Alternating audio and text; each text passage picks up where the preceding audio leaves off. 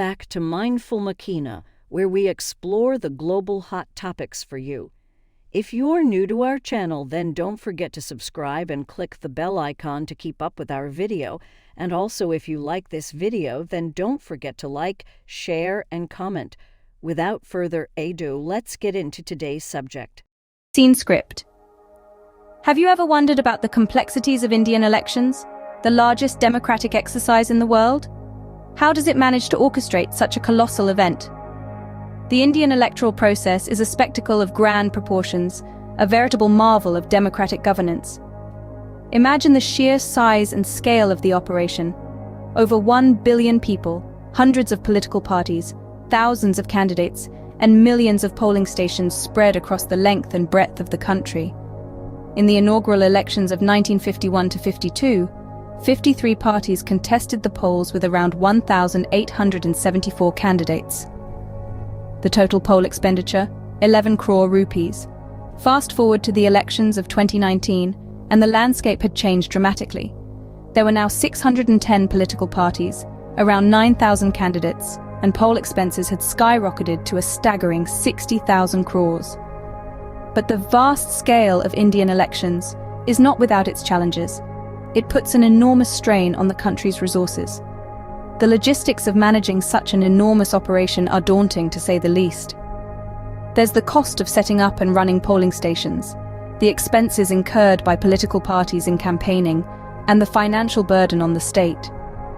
Beyond the economics, there's the challenge of governance. Politicians often shy away from making tough, long-term decisions, wary of the potential electoral fallout.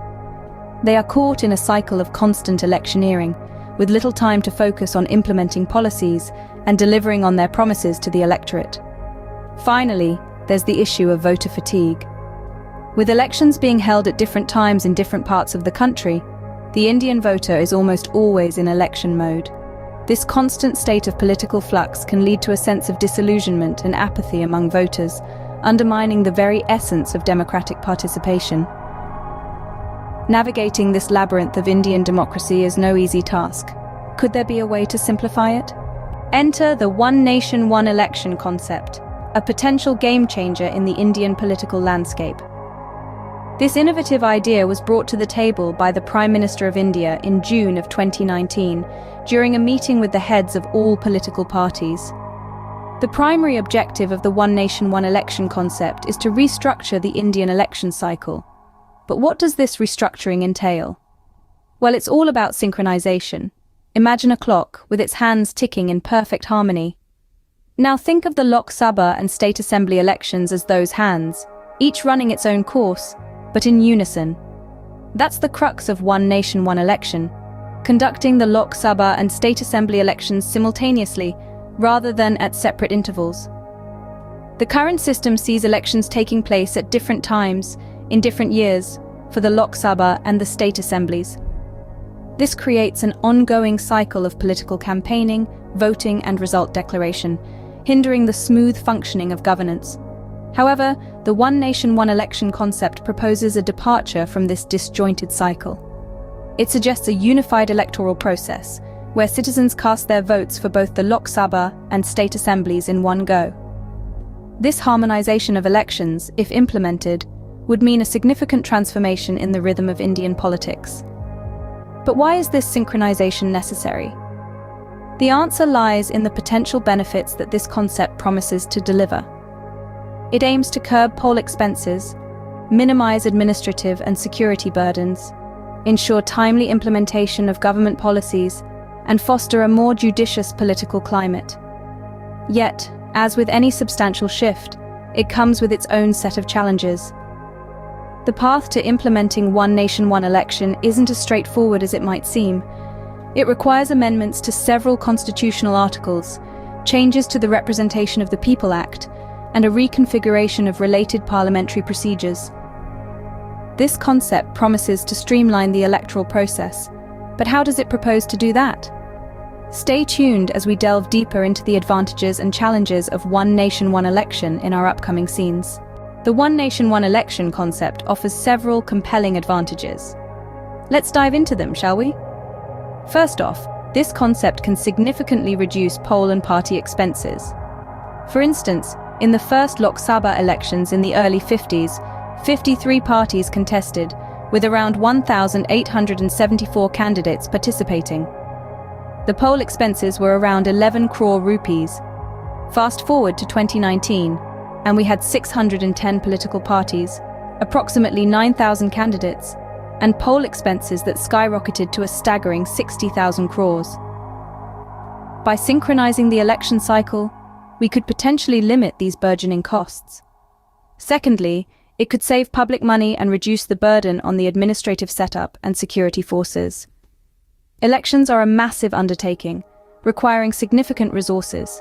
Streamlining them into a single event could free up these resources for other pressing needs.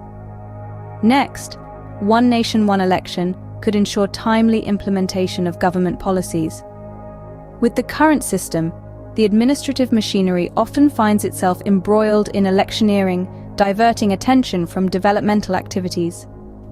This shift could refocus energies on policy execution and development initiatives. Moreover, this concept provides more clarity to voters. It enables them to judge the policies and programs of the government, both at the state and central level.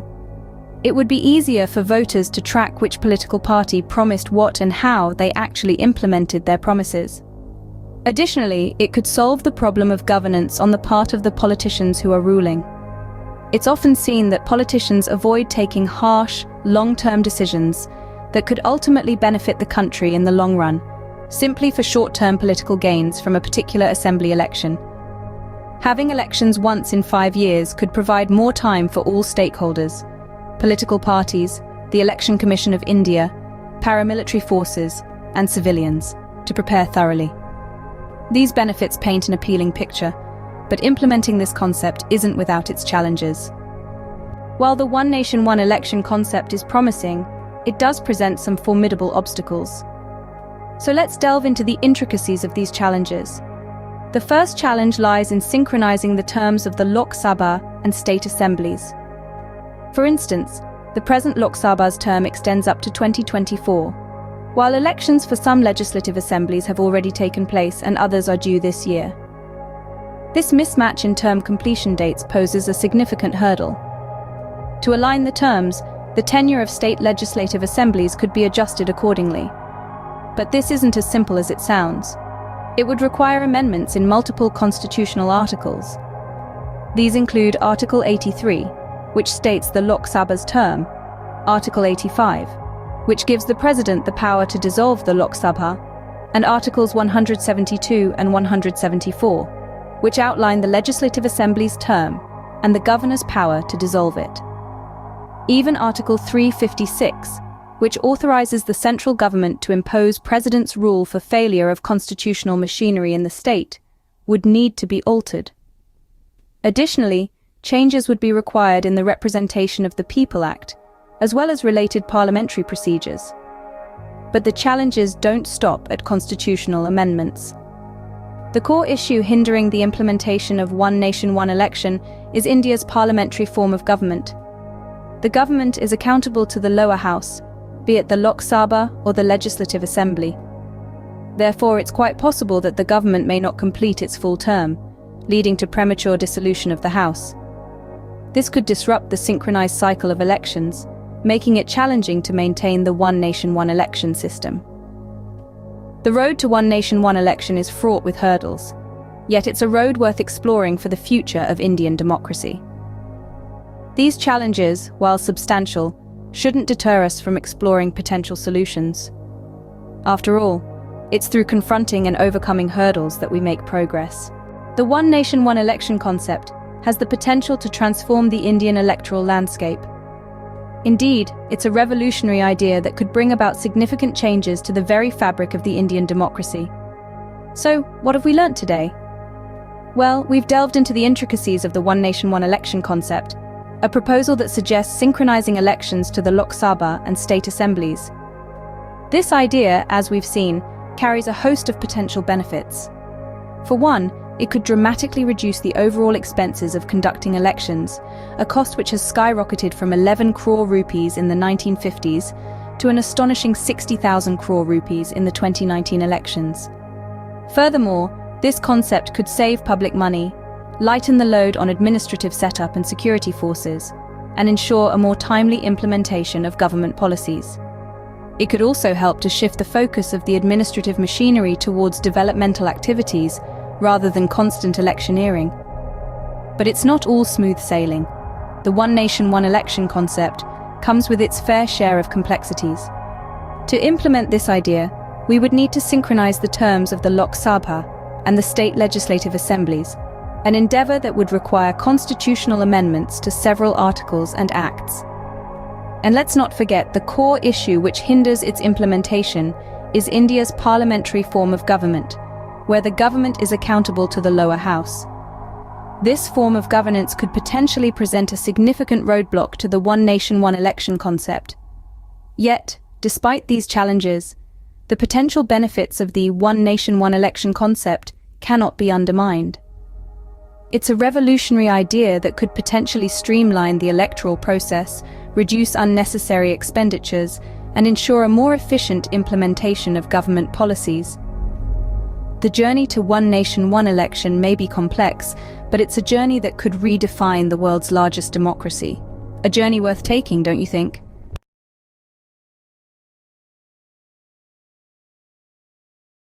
Thank you for watching this video till the end.